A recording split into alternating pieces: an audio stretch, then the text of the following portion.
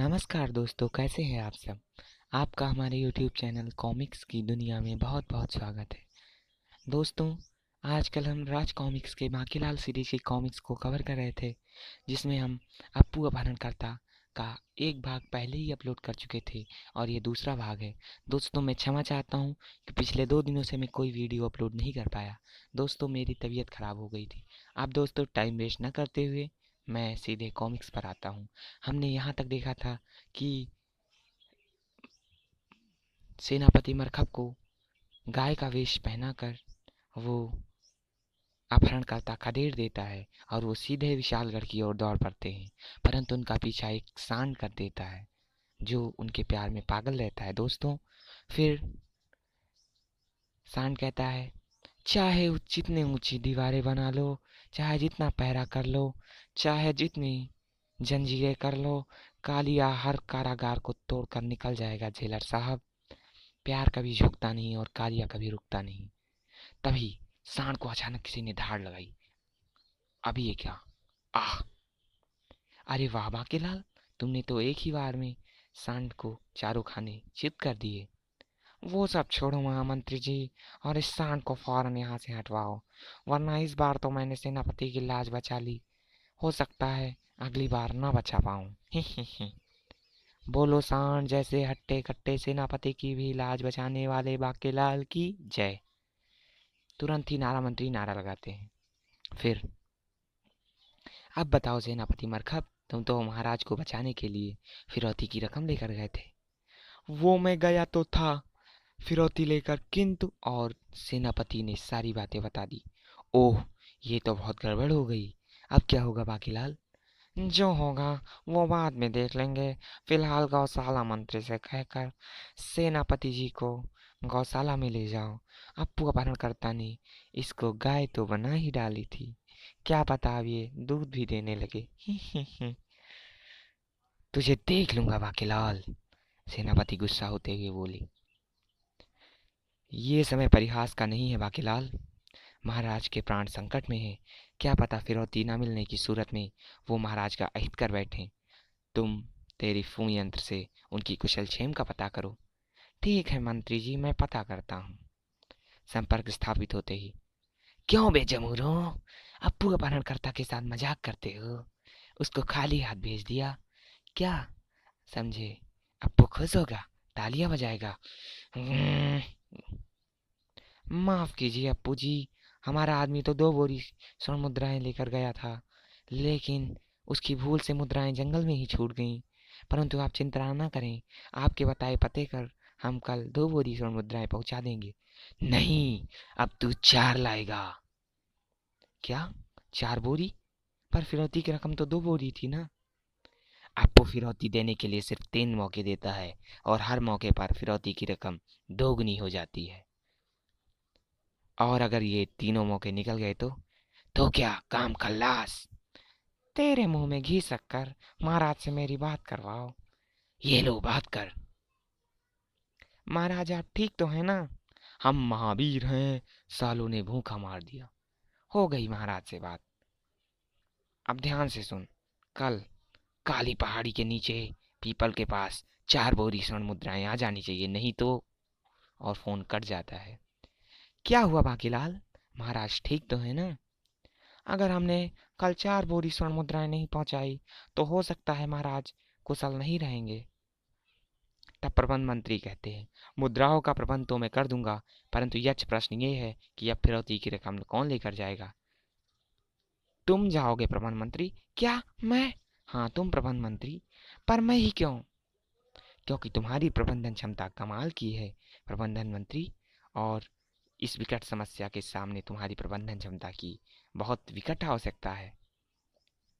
परंतु बांकीलाल जी ऐसा अब मान जाओ प्रबंध मंत्री, वरना प्रबंध के नाम पर राजकोष का धन कहाँ जाता है, इसकी भनक अगर महामंत्री को लग गई तो क्या होगा? बांकीलाल जी, आप तो सब जानते हैं। तो तुम क्या समझते हो, जुगाड़ की तरकीबें सिर्फ तुम्हें आती हैं? अब क्या खोले अपना मुंह? न, न, नहीं, मैं जाने को तैयार हूँ, लेकिन अकेले। तुम नारा मंत्री को अपने साथ ले जाओ, वो नारा लगाएंगे और तुम्हारा हौसला भी बढ़ाएंगे। क्या मैं भी? अगर रास्ते में शेर मिल गया तो? उसकी चिंता आप छोड़ दीजिए, क्योंकि इस बार तुम लोग घोड़े पर नहीं बल्कि हाथी पर जाओगे, ताकि मुद्राएं गिरने की नौबत ही ना आए। तुम लोग सो जाओ, कल सुबह फिरौती की रकम लेकर जानी है। और बाकीलाल गजशाला की ओर बढ़ता है और महा सेनापति उसे जाते हुए देख लेते हैं। अरे वाह, आज रात्रि का घंटा बज गया, वो भी बिल्कुल सही समय पर। घंटाली ने भांग वांग तो नहीं खा ली है? खैर मुझे क्या, ये घंटा खराब हो या सही हो, समय पर बजे या ना बजे, मुर्गा भी हमारी बांग पर उठता है, और मैं तो खुद पैदाइशी घड़ी हूँ। अरे, अर्धरात्रि को समय बाकीलाल गजशाला की तरफ क्यों जा रहा है? देखना होगा, इसकी योजना क्या है। ओह, ये कमीना तो हाथी कुछ अगड़म बगड़म खिला रहा है, और अप्पू को, ताकि रकम अप्पू तक ना पहुंचनी पाए। लेकिन मरखब के होते हुए ऐसा कभी नहीं होगा। और अगले दिन प्रातः, इस बार महाराज को लेकर ही लौटना प्रधान मंत्री। हाँ, अगर हम जीवित लौटे तो। क्या लगता है तुम्हें बाकीलाल, क्या प्रधानमंत्री फिरौती दे पाएगा? हाँ, अगर हाथी ने सहयोग किया तो। वो तो करेगा ही बाकीलाल, क्योंकि मैंने पशु है झींगा मुश्ती की दवाइयाँ उससे उसको उल्टी करवाई है, और तुम्हारी द्वारा दी गई औसत उसके पेट में नहीं पहुंची, यानी सारी योजना अब सफेद हाथी साबित होगी। सेनापति हाथी के दांत दिखाने के और खाने के कुछ और। इसका क्या मतलब है? इसका मतलब यह है, जहां से तू सोचना बंद करता है, वहां से हम सोचना शुरू करते हैं। और जंगल में, नारा मंत्री, तेरी मुंह में ताला क्यों लग गया है?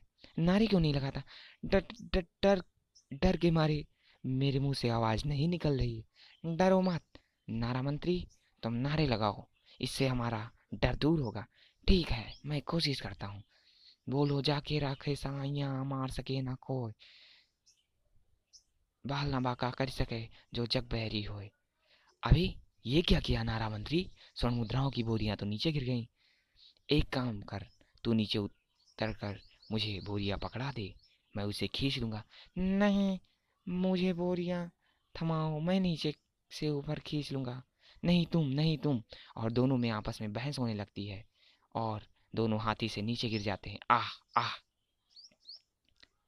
अब ये क्या लगा रखी है तुम लोगों ने? दिमाग खराब कर दिया कम वक्तों ने। उठाओ बोरियां और लादो मेरी पीठ पर। ग्र। हाथी गुस्सा हो गया। जल्दी कर नारा मंत्री, यह जंगल खूंखार पशुओं और नरभक्षियों से भरा पड़ा है। सिर्फ नरभक्षी पशु नहीं, इस जंगल में हम भी रहते हैं। कौन हो तुम? मैं हूँ इस वृक्ष का प्रेत, वो साला बोधी वाला। क्या? भूत? पर मैंने सुना है भूत रात प्रेत भूत प्रेत रात को निकलते हैं। ही। सही कहा, आज मैं सुबह की सैर पर निकला था। ही। बताओ, तुम में से पहले किसे खाऊं? नहीं, भागो। ही। मेरी योजना सफल रही। कमबख्त सेनापति मेरी योजना का टांग तोड़ने चला था। वास्तव में मैंने उसे पीछे आते देख लिया और अपनी योजना ही बदल दी थी। मेरा निशाना हाथी नहीं बल्कि उसका हिंडोला था, जिसमें मैंने लकड़खोर कीट छोड़ दिए थे, जिससे कि हिंडोला बीच रास्ते में ही कमजोर होकर टूट गया। महल में सुबह से शाम हो गई, लेकिन अभी तक प्रबंध मंत्री और नारामती का कुछ पता नहीं चला। वो दोनों किसी मुसीबत में तो नहीं फंस गए? जिस तरह वो सिर पर पैर रखकर भागे थे, उनको तो अब तक लौट जाना ही चाहिए था। कहीं वो जंगल के हिंसक पशुओं के शिकार तो नहीं हो गए? बाकीलाल सोचता है। तभी, महामंत्री जी, महल में दो विचित्र जीवों ने हमला कर दिया। क्या? ओफ, इतनी मुसीबतें कम थीं जो एक और गले फट गई। जाओ फौरन पकड़ो उसे। महल के अंदर अफरा तफरी का माहौल था। भागो भागो, बचाओ। हाय दैया, सेनापति जी आप, तुम इस तरह अकेले भागना खतरे से खाली नहीं है। तुम मेरे पीछे आ जाओ। वो तो ठीक है, पर आप इस खंभे के पीछे खड़े होकर क्या कर रहे हैं? वो मैं उन विचित्र जीवों का इंतजार कर रहा था, ताकि मैं जैसे ही मौका मिले उन्हें दबोच सकूं। फिर तो समझो आपको मौका मिल गया। पलट कर देखिए, मर गए, चाहिए और सबक सिखा दीजिए। नहीं, और दोनों जाकर गिर पड़ते हैं और वो भी चिल्लाते हैं नहीं नहीं। आखिरकार विशालगढ़ के सैनिकों ने अपनी जान पर खेलकर उन जीवों को पकड़ लिया। महामंत्री जी, हमने इन दोनों खूंखार पशुओं को पकड़ लिया, फौरन उतार दो मौत के घाट। नहीं महामंत्री जी, ऐसा मत करना। तभी उन दोनों विचित्र पशुओं से आवाज आती है, हाय, ये मनुष्यों की बाड़ी में बात कर रहा है। वो इसीलिए महामंत्री जी, क्योंकि हम मनुष्य ही हैं। मैं हूँ प्रबंध मंत्री, मैं हूँ नारा मंत्री। दरअसल वो दोनों जीव नारा मंत्री और प्रबंध मंत्री थे। हम तो छुप छुपा कर महल में प्रवेश करना चाहते थे ताकि हमारी कोई दुर्गति ना हो, परंतु सिपाहियों ने हमें पशु समझकर पकड़ लिया और शोर मचा दिया, भू हू। यानी इस बार भी अप्पू को फिरौती की रकम नहीं मिली। उफ, अब क्या होगा। मैं अभी तेरी फू यंत्र से संपर्क करता हूँ। बाकीलाल बोलता है, तेरी फू अप्पू, एक तो मुझे फिरौती नहीं दी, ऊपर से तेरी फू करता है हरामखोर। तेरी फू, तेरे पिताश्री की फू, तेरे खानदान की फू। अरे अरे, तुम नहीं समझे अप्पू, तेरी फू अभिवादन ऐसे ही की जाती है। ये बताओ महाराज कैसे हैं। अब तो मैं उनकी गर्दन बस मरोड़ने ही वाला हूँ। अरे रुक जाओ अप्पू, इतनी जल्दी भी क्या है, एक मौका और दे दो, पक्का फिरौती पहुंचा दूंगा। ठीक है, आखिरी मौका दे रहा हूँ, लेकिन इस बार 8 बोरियां चाहिए। आए, ये तो मान गया। ठीक है, महाराज से बात करवाओ। ठीक है, ये ले बात कर। महाराज, आप ठीक तो है ना। हम महावीर हैं, हम सूरवीर हैं, सालों ने भूखा मार दिया। हाय मोटा फिर से शुरू हो गया। ये मुच्छर मनहूस तो टन बातें कर रहा है और एक ही वाक्य दोहरा रहा है। सुन ली बे, अपने पालतू महाराज की आवाज। हाँ सुन ली। अब बस एक बात बताओ, महाराज को तुम लोग खाना पानी देते हो ठीक से ना। दिन में 4 बार बहुत हरी मिर्चें खाता है। तू इसके भोजन की चिंता छोड़, मेरी मुद्राओं की चिंता सोच, वरना अगली बार महाराज को उबाल कर पी जाऊंगा। और फोन कट जाता है। बाकीलाल का ध्यान तुरंत घंटे की ओर दौड़ा। Ton ton ton. ओ ये क्या, घंटाली तो पूरा सुधर गया, बिल्कुल उस मनहूस मुच्छर का तरह समयनिष्ठ हो गया। बाकीलाल के दिमाग में जैसे कोई बम फूटा, क्योंकि घंटाली पास में ही सोया पड़ा था। तब बाकीलाल सोचता है, ये घंटा कौन बजा रहा है। तभी, जल्दी करो कम भक्तों, भोजन का घंटा बज गया और अभी तक नहीं तैयार हुआ। क्या करें, आज रसोईया 600 लोगों का भोजन बनाना है ना। 600, परंतु महल में तो सिर्फ 499 लोग हैं। ये 101 लोगों का भोजन किसके लिए तैयार किया जा रहा है। ऐसा तभी होता है जब मोटा यहाँ होता है, यानी मोटा महल में ही मौजूद है। मेरी समझ में कुछ आ गया। मोटा कोहिनूर नहीं ढूंढ रहा, बल्कि गुपचुप महल में छुप गया है, और छुपने की जगह घंटा हो सकता है, तभी ये इस समय पर बज रहा है। बाकीलाल की बुद्धि काम कर दी और वो राजा साहब का पता पा गया। और फिर थोड़ी देर बाद, महाराज महाराज आइए, मैं आपके लिए भोजन लाया हूँ। बाकीलाल, तुम्हें इस स्थान का पता कैसे चला। वो सब छोड़िए महाराज, ये बताइए क्या चक्कर है। बाकीलाल, हम नरभक्षियों के चक्कर में फंस गए थे। नरभक्षियों ने हमें बीन बजा दी थी, महारानी के बेलन के भय से हम यहाँ छिपे हैं। हमारी पोल न खुल जाए, इसलिए हम खुद घंटाली बन गए। सनवादिया राजपाल रोजाना हमारे लिए भोजन लाते थे, परंतु अब नहीं, हम ज्यादा दिन यहाँ नहीं रुक सकते। महाराज, मैं आपको आज रात ही इस पीड़ादायक कैद से मुक्त कर दूंगा। क्या सच बाकीलाल। बिल्कुल सच, माँ कसम। ही बन गया काम, भोजन में मिलाई बेहोशी की दवा। अभी ये मोटे को खींच कर बस बाहर लाना है। उफ, कितना भारी है। हम, जान निकाल दी मोटे ने। अब इसकी जान निकालने का प्रबंध करूं। मैं मांस का टुकड़ा बांध देता हूँ, बाकी काम ये उकाब पक्षी करेंगे। और उकाब पक्षी महाराजा को उड़ा ले जाते हैं। मोटे के क्रियाक्रम का इंतजाम तो मैंने कर दिया, अपनी गर्दन बचाने का इंतजाम कर लो, वरना नामुराद महामंत्री इस बार मुझे ही भेजेगा अप्पू के पास। महारानी जी, महाराज ने अपनी मंत्रियों के साथ मिलकर आपको बेवकूफ बनाने की योजना बनाई है, और उसका साथ दे रहा है अप्पू अपहरणकर्ता, जिसके ठिकाने पर महाराज शाही दावत का लुत्फ उठा रहे हैं।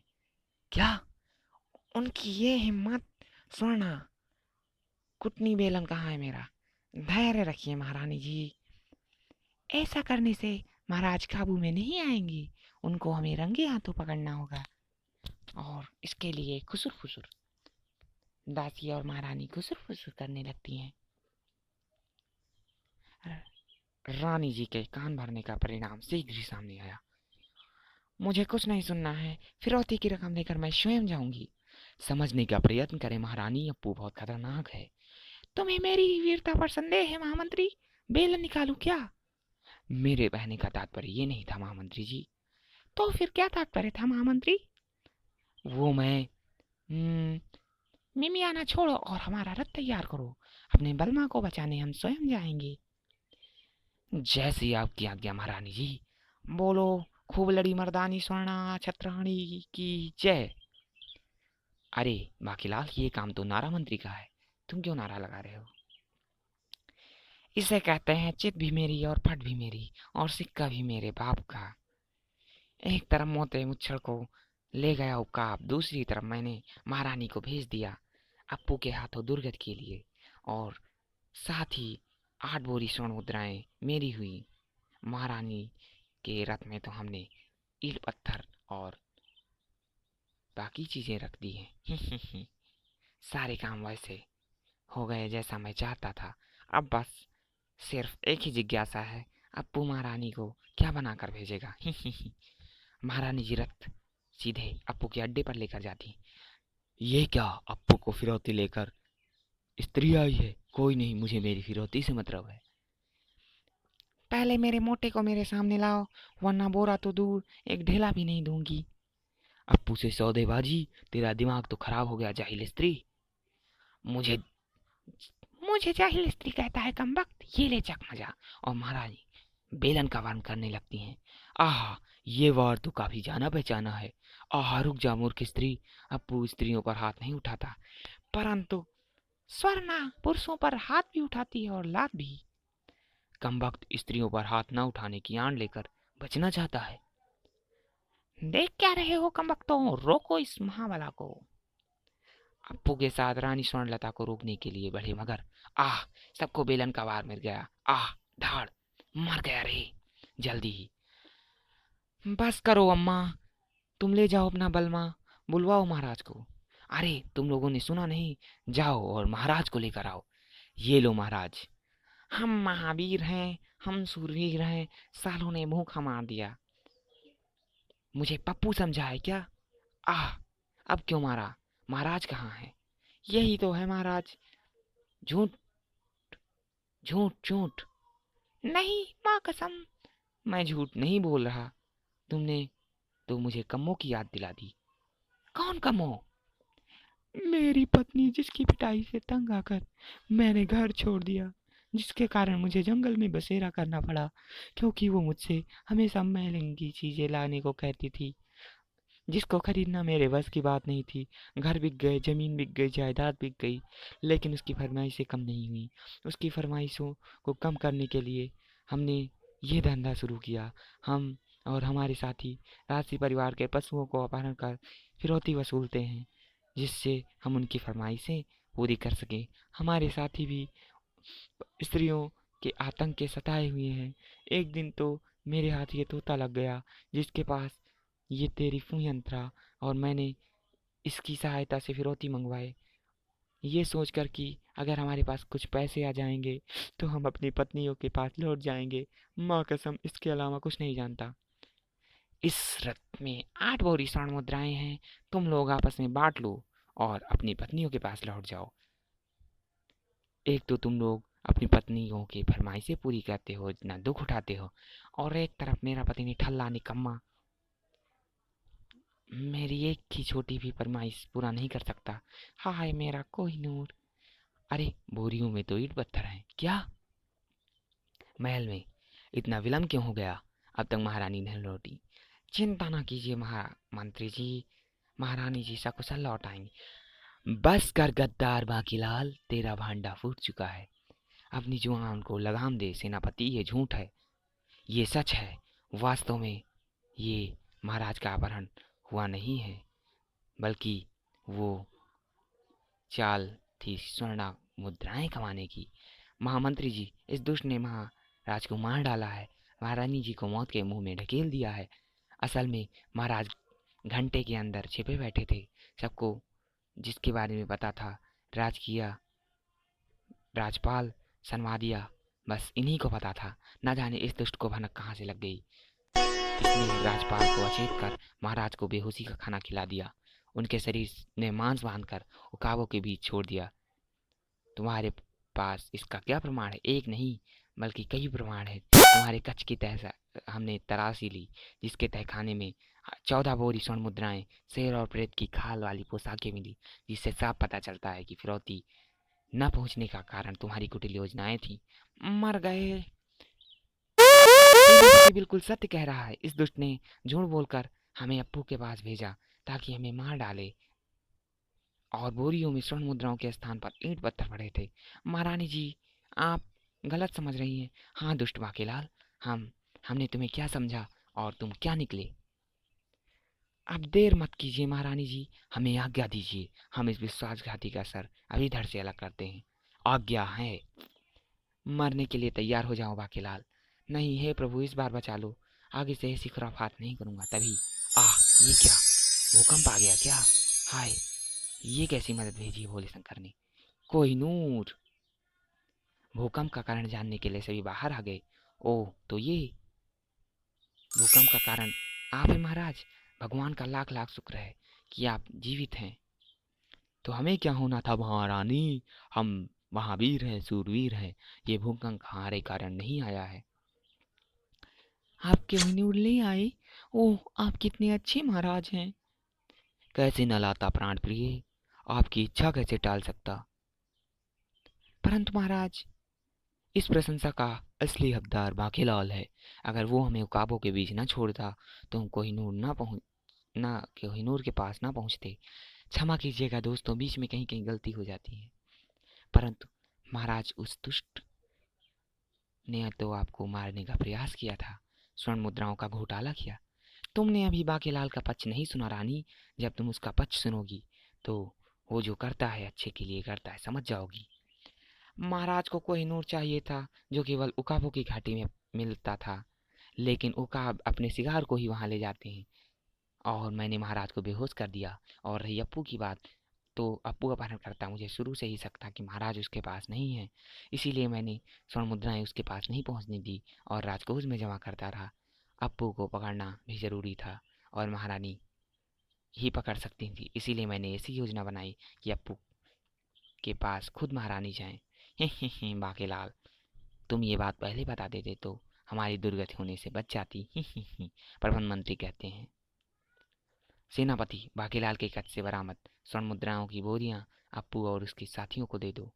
इनकी पत्नी भक्ति से हम प्रसन्न हैं और इनको सुधरने का मौका देना चाहते हैं। महारानी जी की जय। हमें कोहिनूर दिलवा कर तुमने हमें खुश कर दिया। इस बार पुच्ची तुम्हें महाराज नहीं बल्कि मैं दूंगी, वो भी हवाई पुच्ची। ये ले।